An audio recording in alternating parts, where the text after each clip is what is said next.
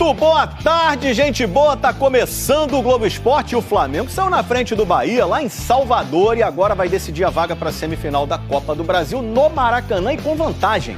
Já já a reportagem do jogo para você, mas hoje tem Vasco e Atlético Paranaense em São Januário. André Pessoa, o repórter gente boa, está lá em São Januário para trazer as últimas do Vasco pra gente. Sempre bom falar contigo, André.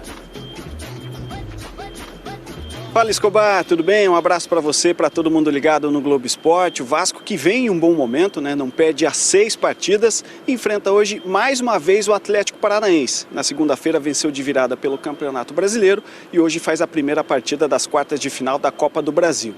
Promessa de casa cheia aqui em São Januário, todos os ingressos vendidos de forma antecipada desde a semana passada, para um Vasco que deve ter desfalques hoje à noite. O técnico Rafael Paiva não conta com 3 titulares. O lateral Paulo Henrique está suspenso, o atacante David recebeu alta, ele que ficou internado por conta de uma celulite facial, que é uma infecção bacteriana no rosto, mas ele não treinou essa semana e com isso não foi nem relacionado.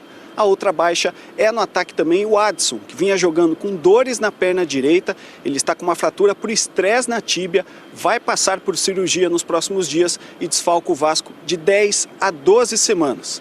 Com isso, o provável Vasco para hoje à noite tem o Léo Jardim no gol, a defesa com Pumita Rodrigues, João Vitor, Maicon e Lucas Piton.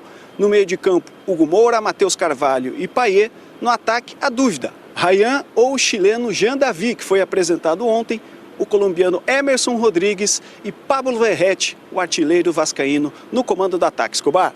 Ô André, o vascaíno quer saber, Felipe Coutinho, volta ou não volta? Quando volta? Você tem essa informação, não? Tem sim, Escobar, ele segue de fora dessa partida. O Coutinho tinha se recuperado de um problema muscular na coxa direita, mas pegou Covid, precisou ficar em isolamento. Perdeu dias de treinamento, com isso não deve ficar nem no banco de reservas hoje. A expectativa é que ele possa voltar no final de semana no jogo contra o Vitória pelo Campeonato Brasileiro. Por falar em Brasileirão, uma última notícia, Escobar. O jogo do Vasco contra o Palmeiras, no dia 22 de setembro, pela 27ª rodada, não vai ser aqui em São Januário. A partida vai ser disputada em Brasília, no estádio Mané Garrincha. Volto com você, Escobar. Tá tudo dito, André Pessoa, um abraço pra você, queridão. Ó, o Fluminense está tentando se afastar, né, da zona de rebaixamento para receber o São Paulo domingo no Maracanã. E um titular importante demais está se despedindo, o André. Está muito perto de ser anunciado pelo Wolverhampton da Inglaterra. Ali, encostado na trave, a imagem de um André reflexivo. O jogador que chegou menino ao Fluminense em 2013, aos 12 anos. Estreou no profissional aos 19, virou destaque, foi campeão e está perto de dizer adeus. Aquela cena foi semana passada, quando o Fluminense passou para as quartas de final da Libertadores. A vitória sobre o Grêmio foi o último jogo de André pelo clube no Maracanã. Já não enfrenta o São Paulo no próximo domingo. Hoje ele embarca para a Inglaterra, onde fará exames médicos para ser anunciado como jogador do Wolverhampton. A negociação foi fechada em 22 bilhões de euros, mais de 135 milhões de reais. Aos 23 anos, o volante deixou o clube depois de conquistar 4 títulos, incluindo a Libertadores. O Fluminense conquista a América! Com a saída de André, o possível substituto dele no time já foi contratado. O Fluminense apostou em outro jogador jovem na posição e que sonha com a primeira convocação para a seleção uruguaia principal. Facundo Bernal, 21 anos, veio do Defensor do Uruguai. Chegou ao Flu no início deste mês e já jogou 3 partidas até aqui. Que me vejam como sucessor do André é muito importante. O que ele joga é espetacular de ver. É uma maravilha. Um jogador vai e o outro chega para fazer do Fluminense a nova casa. Vai chegar o lateral direito que faltava, minha gente. Botafogo contratou o Vitinho, tem 25 anos, estava no Burnley, da Inglaterra. Para o duelo, lá no alto da tabela, o Botafogo conta com a empolgação dos convocados. O jogo de sábado no Newton Santos vale a liderança do Brasileirão. Se vencer o Fortaleza, o Botafogo reassume o primeiro lugar na tabela. Semana de muito trabalho, mas também de comemoração por algumas conquistas individuais. coube ao Júnior Santos dar a notícia mais recente. O zagueiro Bastos, que se tornou titular absoluto do time nessa temporada, voltou a ser chamado para a seleção de Angola, o que não acontecia desde 2021. Era um objetivo que eu buscava também desde o início da temporada. E só foi possível porque faço parte de um grande grupo de trabalho. O Bastos foi o quarto jogador do Botafogo convocado em menos de uma semana. Teve também o Sabarino, chamado para a seleção da Venezuela, o Gatito para a do Paraguai e o Luiz Henrique para a seleção brasileira. A última vez que algo parecido aconteceu no clube foi em 1966. A torcida pode ficar tranquila porque os 4 jogadores convocados vão estar à disposição para o confronto direto com Fortaleza no sábado. Só depois da rodada do fim de semana é que eles vão se apresentar às seleções deles. E como vai ter uma pausa no Brasileirão durante a data FIFA, a tendência é que o quarteto já esteja à disposição de novo para as quartas de final da Libertadores e para a sequência do próprio Brasileirão no meio de setembro. 1 minuto de silêncio. Em Belo Horizonte, Criciúma, Salvador e, claro, em São Paulo. Todos os jogos da noite homenagearam o zagueiro do Nacional do Uruguai, Juan Izquierdo. Aos 27 anos, ele morreu depois de sofrer uma parada cardíaca na partida contra o São Paulo pela Libertadores quinta passada. A morte foi confirmada na terça. Menos de 24 horas depois da notícia, o São Paulo entrou em campo para enfrentar o Atlético Mineiro pelas quartas de final da Copa do Brasil. É difícil vir o jogo de hoje com a cabeça boa. A gente está jogando no estádio que um companheiro de profissão acabou perdendo a vida. Nas arquibancadas, mais de 51 mil vozes se tornaram uma só, em oração.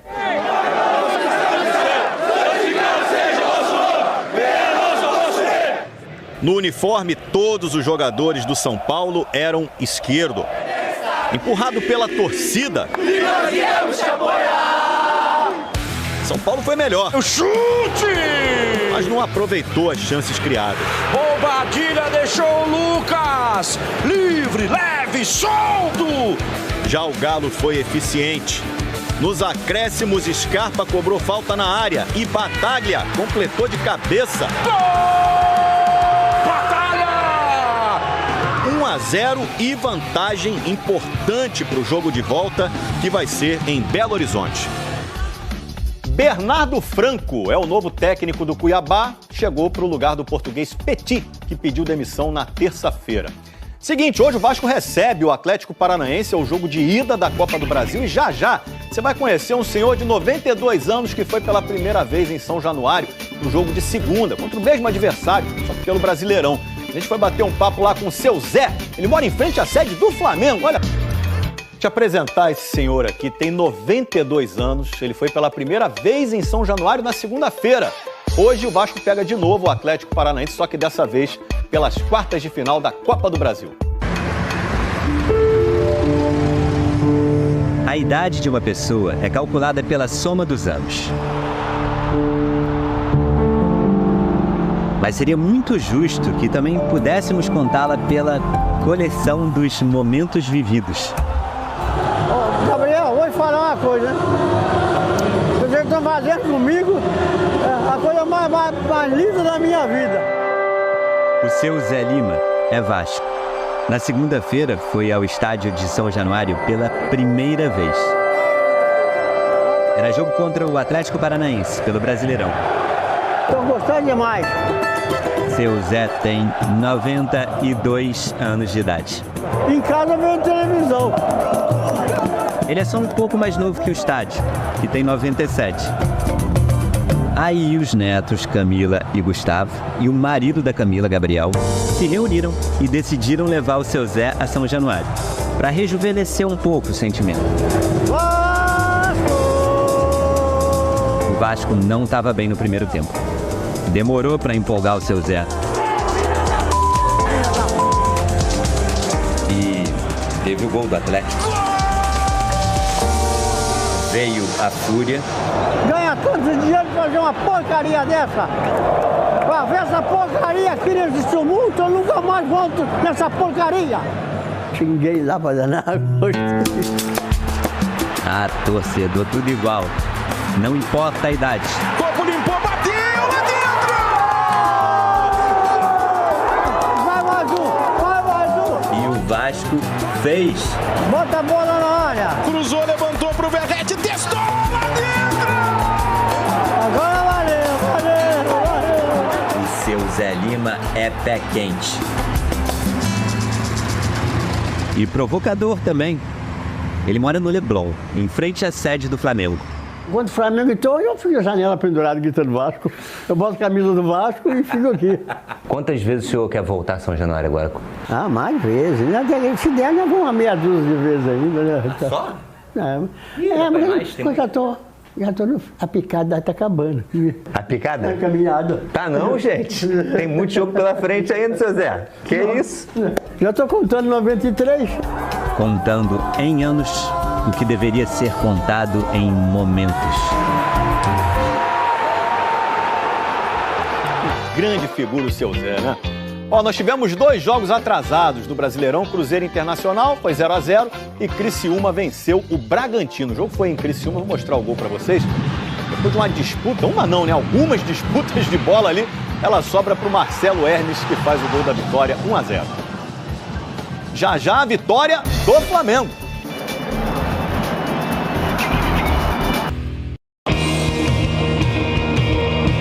Antes de tudo, é importante falar sobre saúde. O comandante rubro-negro voltou ontem a trabalhar à beira do gramado. Tomara que as pessoas tenham ouvido a ciência. Jogar em La Paz é muito difícil. Depois do jogo contra o Bolívar, na semana passada, na capital boliviana, Tite sofreu uma arritmia cardíaca. Foi internado, precisou descansar e por isso não esteve no Maracanã no domingo no jogo contra o Bragantino pelo Brasileirão. Também por um problema no coração, só que bem mais grave, o zagueiro uruguaio Juan Izquierdo faleceu em São Paulo anteontem. Ele foi homenageado na Fonte Nova com 1 minuto de silêncio. Um momento que emocionou demais Nico de la Cruz. Tá aí o de la Cruz, jogou com ele quando eram garotos no Liverpool do Uruguai. Muito emocionado o Nico de la Cruz. Conterrâneo do ex-jogador do Nacional do Uruguai. Apesar do início triste, a noite terminou revigorante para o Flamengo.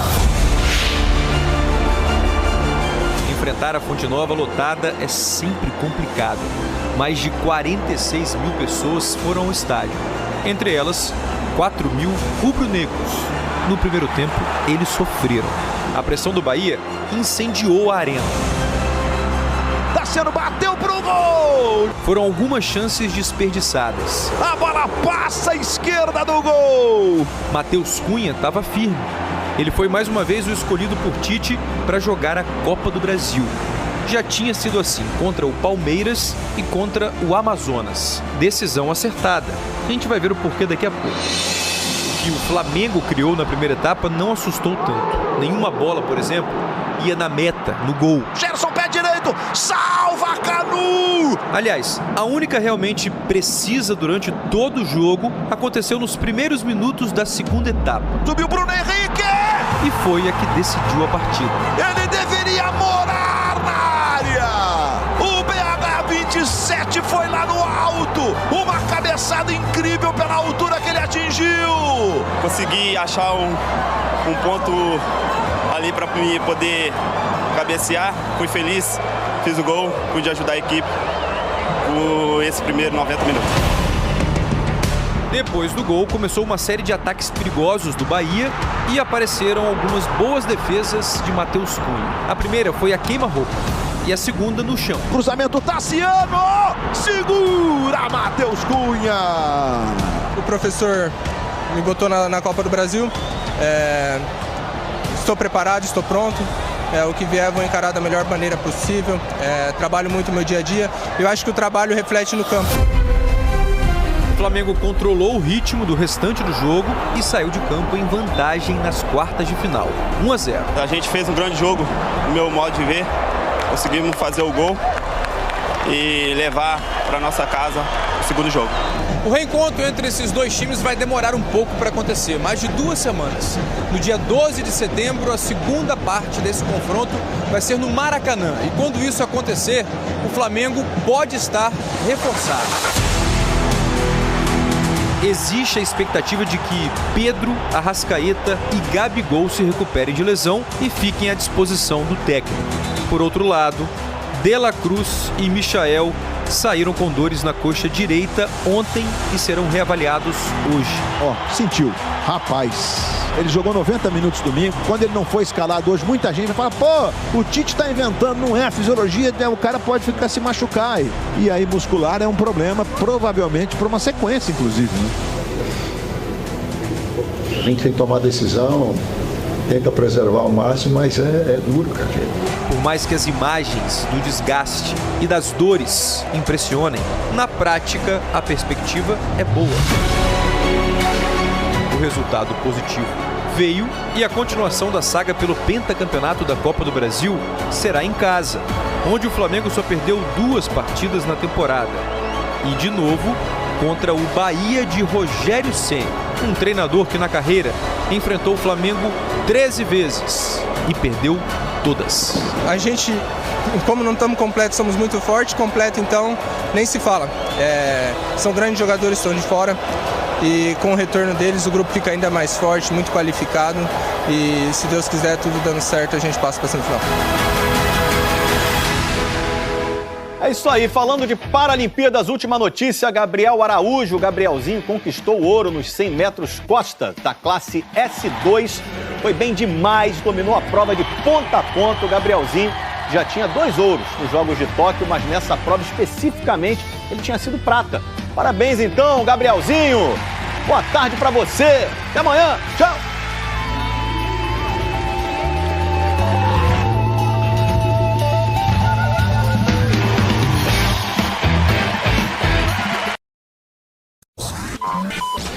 Quero pedir aqui a contribuição de todos para que se inscrevam no nosso canal aqui no YouTube.